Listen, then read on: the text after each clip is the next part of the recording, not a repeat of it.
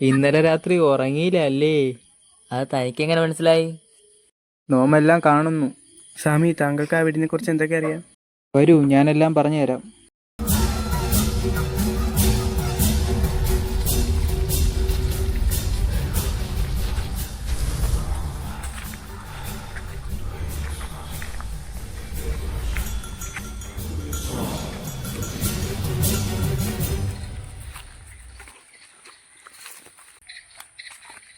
സ്വാമി, ഇനി പറയൂ, അവിടെ എന്താണ് സംഭവിച്ചതെന്ന്.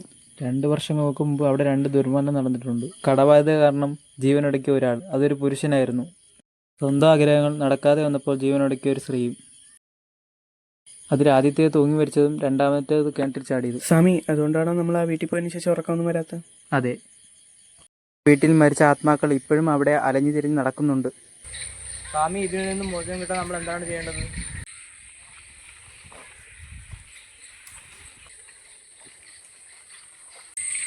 നിങ്ങൾ ഈ കള്ള സ്വാമിയുടെ വാസം കേട്ടോണ്ട് നിൽക്കുകയാണോ? അപ്പൊ ഈ സ്വാമി അറിഞ്ഞല്ല കള്ളമാണോ? ഞാൻ പോകുന്നു. Bye bye.